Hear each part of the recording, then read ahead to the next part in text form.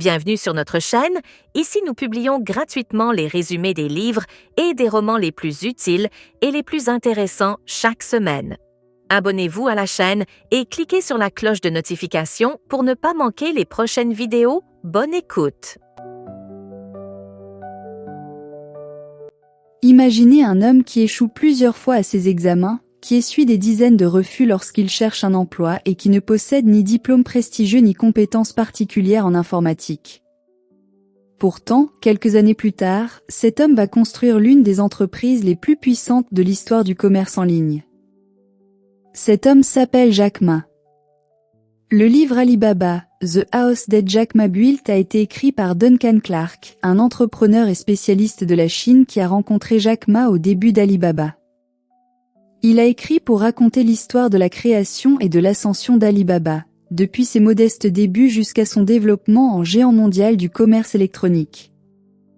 À travers cette histoire, l'auteur cherche également à montrer la vision, les stratégies, les échecs et les décisions de Jack Ma qui ont contribué à construire cet empire. Introduction. L'histoire d'Alibaba commence avec une idée qui, à l'époque, semble presque irréaliste, utiliser Internet pour permettre aux entreprises chinoises de vendre et de communiquer avec le reste du monde. Dans son introduction, Duncan Clark présente Jack Ma comme un entrepreneur atypique, loin de l'image du génie technologique classique. Il n'est ni programmeur ni ingénieur, mais il possède une capacité remarquable à observer les changements, à comprendre les besoins des autres et surtout à convaincre les gens de croire en une vision encore incertaine. Ce qui rend son parcours particulièrement fascinant, c'est que la réussite d'Alibaba n'est pas née d'un coup de génie isolé, mais d'une succession d'expériences, d'échecs, de rencontres et de décisions qui vont progressivement transformer une petite idée en une entreprise gigantesque. L'auteur veut ainsi nous faire comprendre que derrière Alibaba se trouve avant tout une histoire humaine et entrepreneuriale. Jack Ma comprend très tôt que l'Internet va bouleverser la manière dont les entreprises font du commerce. Et il cherche à profiter de cette transformation plutôt qu'à attendre qu'elle se produise. Mais il découvre également qu'avoir une bonne idée ne suffit pas. Il faut savoir convaincre une équipe, comprendre son marché, affronter les concurrents, accepter les erreurs et adapter constamment sa stratégie. L'introduction pose donc la grande question qui traverse tout le livre. Comment un homme sans compétences techniques exceptionnelles et sans ressources considérables a-t-il réussi à construire un empire capable de transformer le commerce en Chine ? À travers cette question, Duncan Clark nous invite à regarder au-delà du succès spectaculaire d'Alibaba pour découvrir les principes qui l'ont rendu possible. La vision, la persévérance, l'adaptation, la compréhension du marché et surtout la capacité à croire en une opportunité avant qu'elle ne devienne évidente pour tout le monde. Chapitre 1. La naissance d'une vision. Au début de l'histoire d'Alibaba, il n'y a ni empire ni fortune, mais une intuition. Internet va profondément transformer la manière dont les entreprises font du commerce. Jack Ma comprend que les entreprises chinoises, notamment les petites entreprises, pourraient utiliser Internet pour accéder à des clients bien au-delà de leur environnement immédiat. Là où beaucoup voient encore une technologie mystérieuse, lui commence à voir une immense opportunité commerciale. Mais avoir une vision ne suffit pas. Jack Ma comprend rapidement qu'il faut résoudre un véritable problème. Mettre en relation les vendeurs et les acheteurs de manière simple et efficace.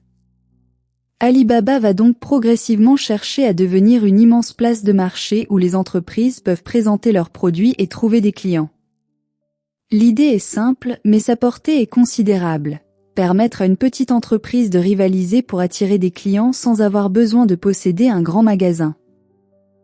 Duncan Clark montre ainsi que la véritable force d'Alibaba réside dans la construction d'un écosystème. Le commerce électronique attire les vendeurs et les acheteurs, les services de paiement facilitent les transactions et la logistique permet aux marchandises de circuler.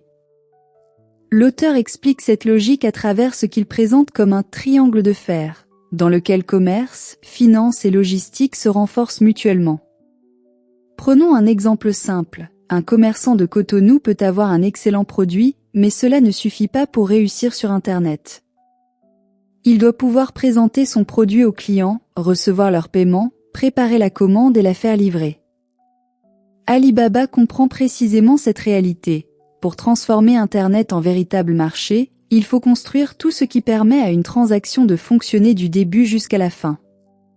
Cette approche permet également de comprendre pourquoi Alibaba ne doit pas être considéré comme une simple boutique en ligne.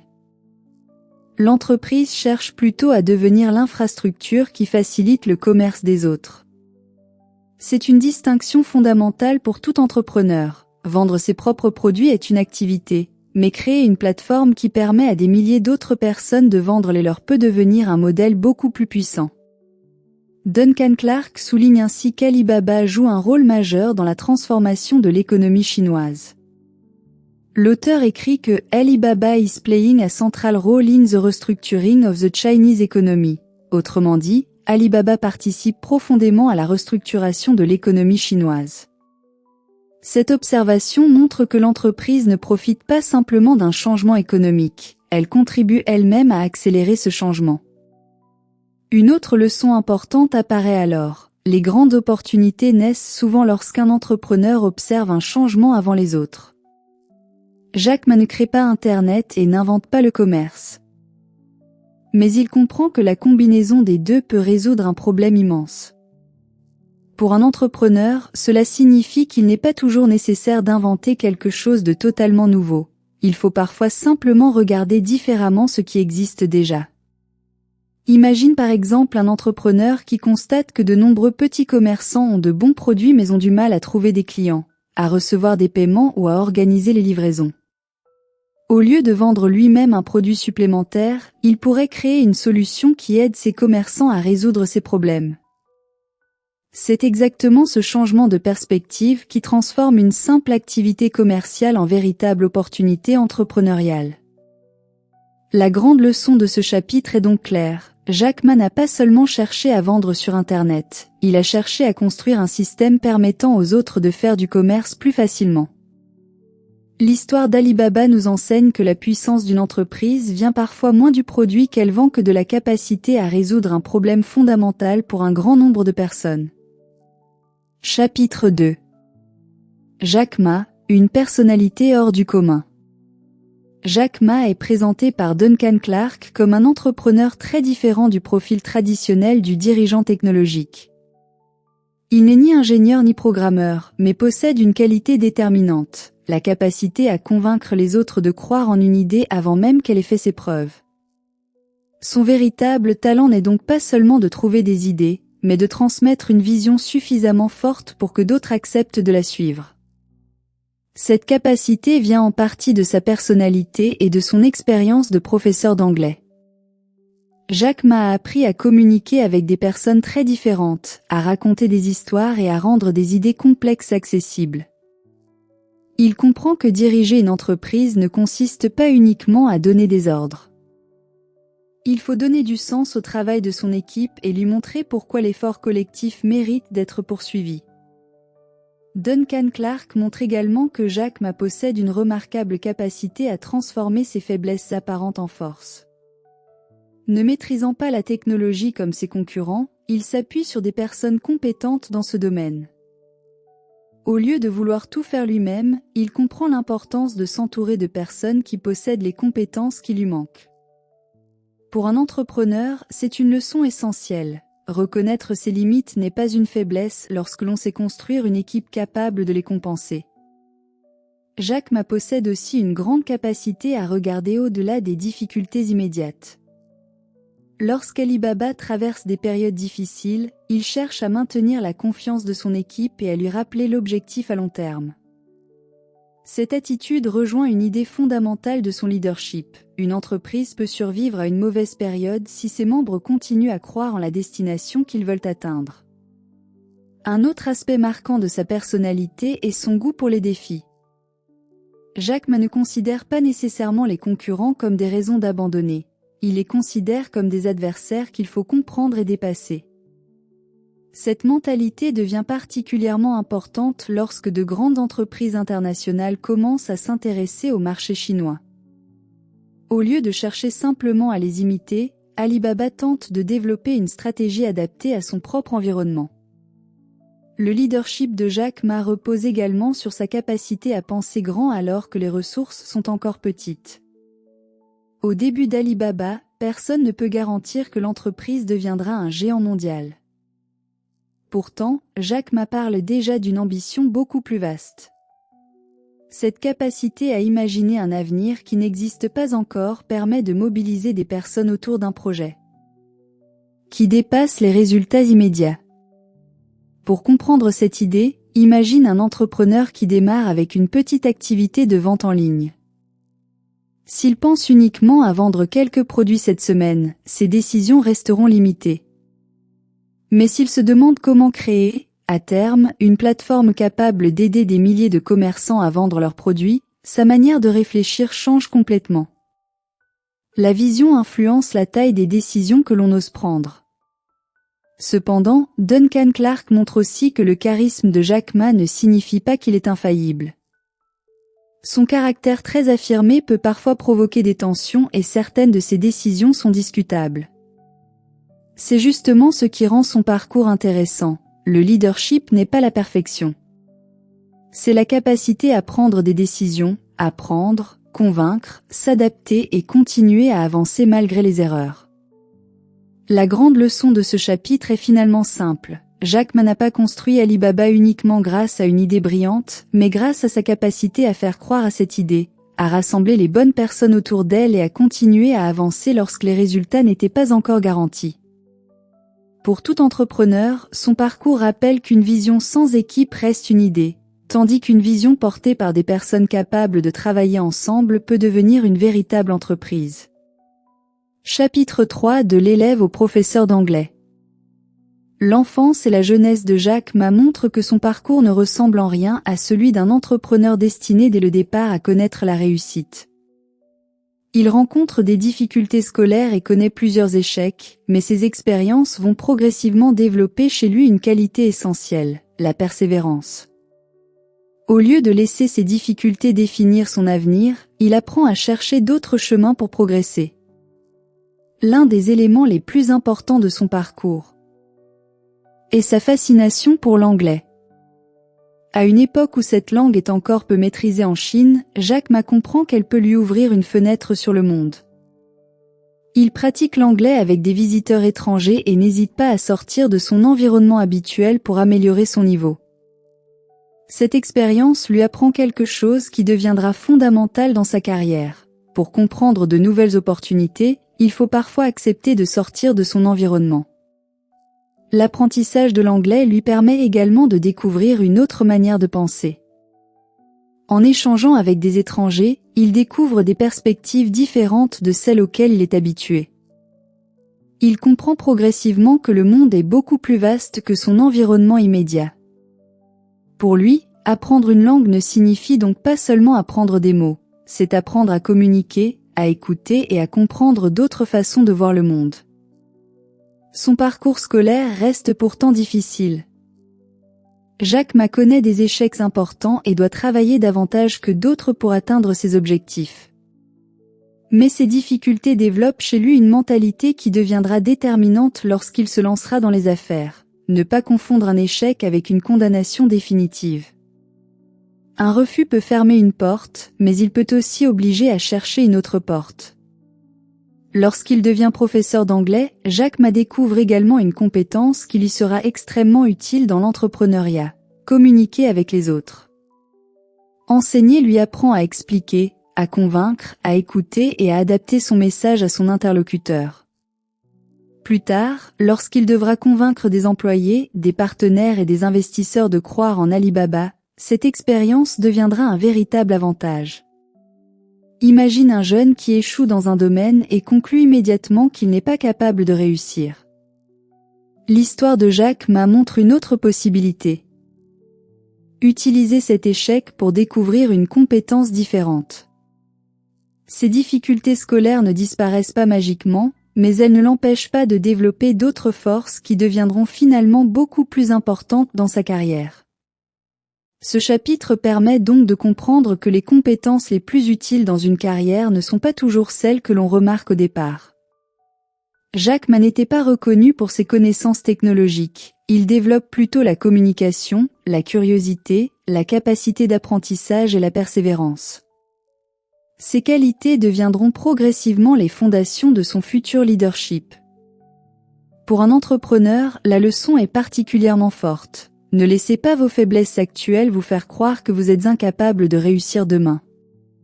Une compétence que vous développez aujourd'hui peut devenir précisément celle qui vous différenciera des autres plus tard.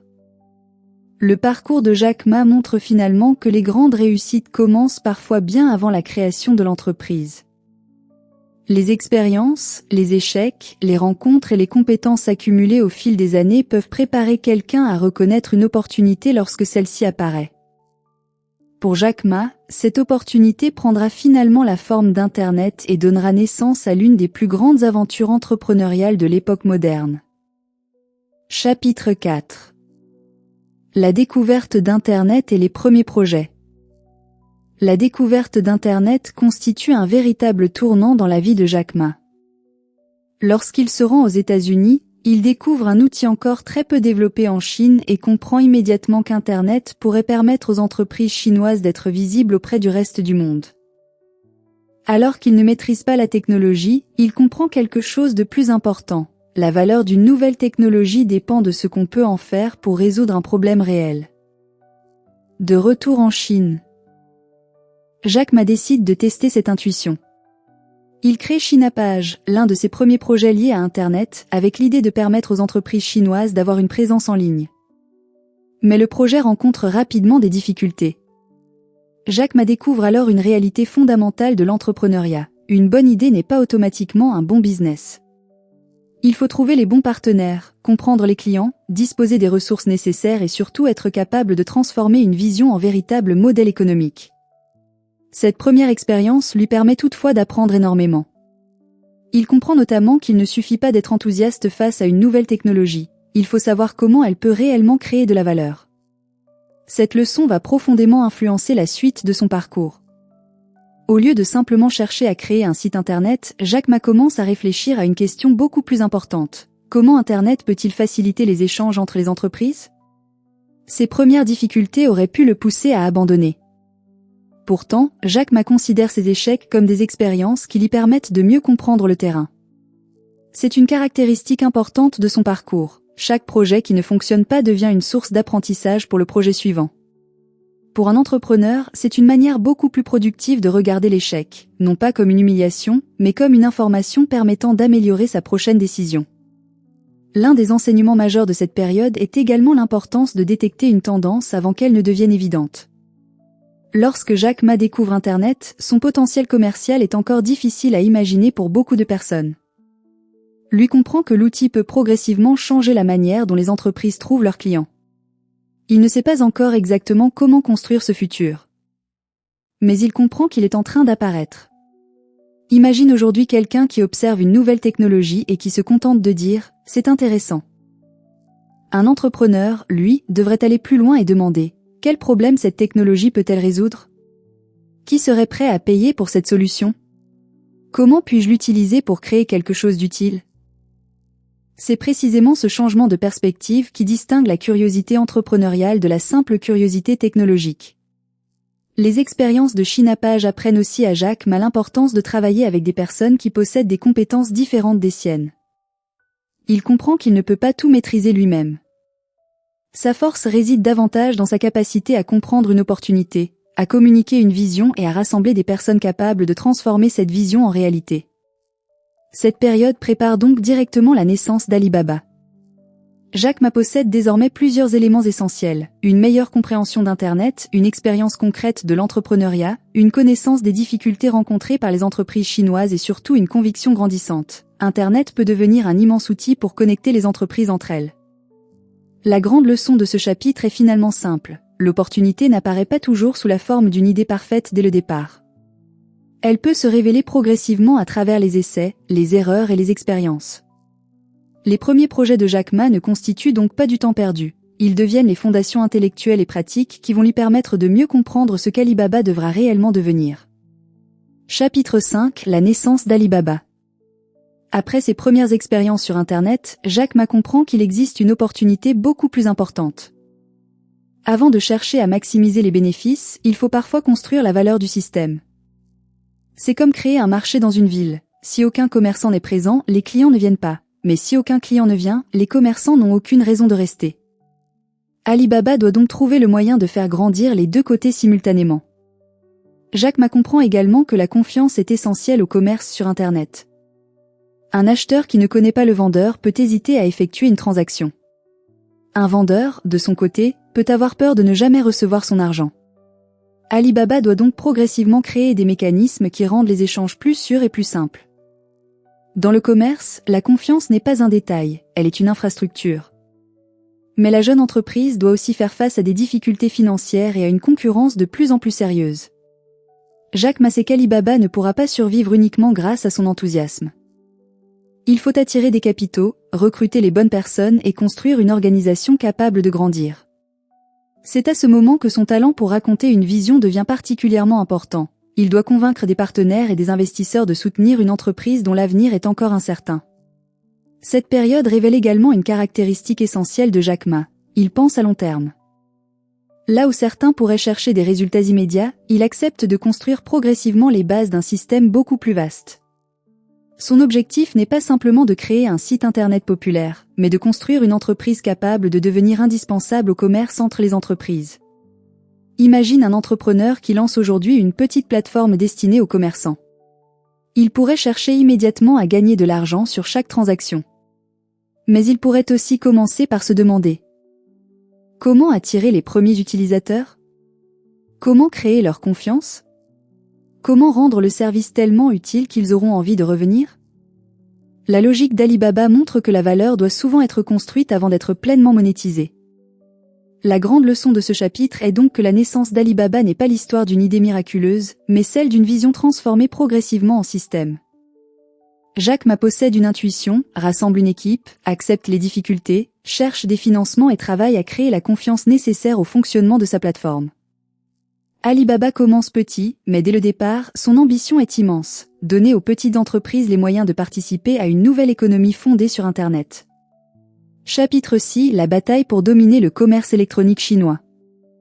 À mesure qu'Alibaba grandit, Jack Ma comprend qu'une menace majeure se présente. eBay, déjà très puissant dans le commerce électronique, décide de se développer sur le marché chinois.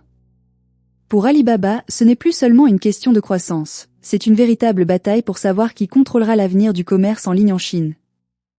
Jack Ma refuse pourtant de considérer eBay comme imbattable et choisit de construire une stratégie adaptée aux réalités du marché chinois. C'est dans ce contexte qu'Alibaba lance Taobao, une plateforme destinée à permettre aux particuliers et aux commerçants de vendre directement sur Internet. La stratégie est audacieuse. Plutôt que de copier simplement eBay, Alibaba cherche à comprendre ce que veulent réellement les utilisateurs chinois. Jack Ma comprend qu'une entreprise étrangère peut avoir une excellente technologie, mais qu'elle peut perdre si elle comprend mal les habitudes, les attentes et la culture de son marché. Taobao devient progressivement une arme essentielle dans cette confrontation. Alibaba choisit notamment de rendre le service gratuit pendant une période importante, alors que son concurrent cherche à construire un modèle payant. Cette décision représente un sacrifice financier, mais Jack Ma raisonne à long terme. Il vaut mieux d'abord attirer massivement les utilisateurs et construire une communauté solide que chercher immédiatement à maximiser les revenus. Cette stratégie repose sur une idée fondamentale. Dans une plateforme, la taille et la confiance peuvent devenir des avantages concurrentiels extrêmement puissants. Plus il y a de vendeurs sur Taobao, plus les acheteurs ont de choix. Plus il y a d'acheteurs, plus les vendeurs ont intérêt à rester sur la plateforme. Un cercle vertueux commence alors à se créer, tandis que les concurrents doivent fournir des efforts considérables pour le briser. Alibaba comprend également que la confiance est l'un des grands obstacles du commerce en ligne. Comment acheter à quelqu'un que l'on ne connaît pas? Comment être certain de recevoir le produit? Comment effectuer le paiement? Alibaba développe progressivement des solutions pour réduire ces inquiétudes, notamment avec Alipay, qui joue un rôle essentiel dans la sécurisation des transactions. La leçon est importante. Pour créer un marché, il ne suffit pas de mettre les acheteurs et les vendeurs en contact, il faut supprimer les raisons qui les empêchent de faire affaire. Imagine un commerçant béninois qui souhaite vendre ses produits à des clients situés dans plusieurs villes. S'il n'existe aucun moyen fiable de paiement, aucune garantie et aucun système de livraison efficace, les clients hésiteront. Mais si tu rends l'achat simple, sécurisé et pratique, la confiance augmente et le marché peut rapidement s'élargir. C'est précisément cette logique qu'Alibaba applique à une échelle gigantesque. La confrontation avec eBay révèle également une qualité importante du leadership de Jack Ma. Alibaba grandit rapidement et devient beaucoup plus complexe à diriger qu'une petite start-up créée entre amis. Jack Ma doit donc apprendre à déléguer, à recruter des dirigeants compétents et à accepter que l'entreprise ne puisse plus dépendre uniquement de sa personne. Un entrepreneur qui veut faire grandir son entreprise doit progressivement passer du rôle de celui qui fait tout à celui qui construit une organisation capable de fonctionner à grande échelle. L'arrivée de nouveaux investisseurs et de partenaires internationaux joue aussi un rôle important dans cette expansion. Alibaba attire notamment l'attention de Yahoo, qui investit dans l'entreprise. Cette relation apporte des ressources et une crédibilité considérable, mais elle montre également qu'une croissance rapide s'accompagne de choix difficiles. Lorsqu'une entreprise accepte des investisseurs, elle doit trouver un équilibre entre les attentes de ceux qui apportent l'argent et sa propre vision stratégique. L'un des moments les plus importants de cette histoire est l'introduction en bourse d'Alibaba. Elle symbolise le passage d'une entreprise née dans un appartement à une société reconnue mondialement. Mais Duncan Clark montre que cette réussite ne doit pas être interprétée comme l'aboutissement définitif de l'histoire. Plus une entreprise devient grande, plus les responsabilités, les attentes et les risques augmentent. Le succès crée donc de nouveaux défis. L'histoire de Jack Ma montre également que l'argent n'est qu'une conséquence possible d'une vision bien exécutée. Au début, personne ne peut garantir qu'Alibaba deviendra un géant. Jack Ma doit d'abord créer de la valeur pour les vendeurs, attirer les acheteurs, instaurer la confiance et construire progressivement son écosystème. La fortune vient ensuite comme conséquence de la valeur créée à une très grande échelle. Pour un entrepreneur, cette idée est fondamentale. Imagine quelqu'un qui commence avec une petite activité de vente et qui rêve de construire une grande entreprise. Il ne doit pas seulement se demander comment vendre davantage aujourd'hui. Il doit réfléchir à comment créer un système capable de continuer à produire de la valeur même lorsque l'entreprise grandira. C'est cette différence entre une simple activité et une organisation structurée qui permet le changement d'échelle. Mais le parcours d'Alibaba rappelle également qu'une grande réussite n'est jamais parfaite. Les décisions de Jack Ma peuvent être controversées, les relations avec certains partenaires deviennent difficiles et la croissance apporte de nouvelles tensions. Duncan Clark ne présente donc pas uniquement une success story, il montre aussi les compromis, les conflits et les risques qui accompagnent la construction d'un empire. La véritable force de Jack Ma réside finalement dans sa capacité à évoluer. Il commence comme professeur d'anglais, devient entrepreneur, puis dirige une entreprise internationale. À chaque étape, il doit apprendre un nouveau métier, comprendre Internet, convaincre une équipe, gérer des investisseurs, affronter des concurrents et construire une organisation gigantesque. Il ne reste pas figé dans le rôle qui lui a permis de commencer. La grande leçon de ce dernier chapitre est donc claire. Construire une entreprise est une chose, mais savoir la faire évoluer en est une autre. L'histoire d'Alibaba montre qu'une petite idée peut devenir un empire lorsque son fondateur sait créer de la valeur, s'entourer, s'adapter et penser à long terme. Et peut-être que la leçon la plus importante de Jack Ma est celle-ci, ne cherchez pas seulement à construire une entreprise qui réussit aujourd'hui, construisez une organisation capable de rester pertinente demain. Conclusion. L'histoire d'Alibaba nous montre qu'une grande réussite ne commence pas forcément avec beaucoup d'argent, des diplômes prestigieux ou des compétences extraordinaires. Jack Ma a commencé avec une idée, une grande capacité à apprendre, une vision claire et surtout la détermination de continuer malgré les échecs et les obstacles. Son parcours nous rappelle qu'il ne suffit pas de chercher une idée rentable, il faut identifier un véritable problème, comprendre les besoins des autres, créer de la valeur et construire progressivement un système capable de grandir.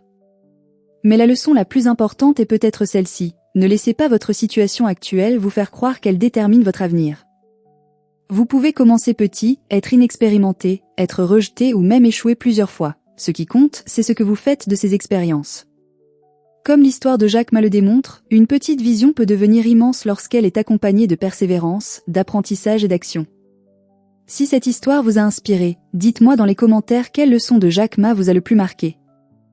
Si vous aimez les résumés de livres qui peuvent vous aider à développer votre mentalité, votre business et votre réussite, abonnez-vous à la chaîne, activez la cloche et partagez cette vidéo avec une personne qui a besoin d'entendre ce message.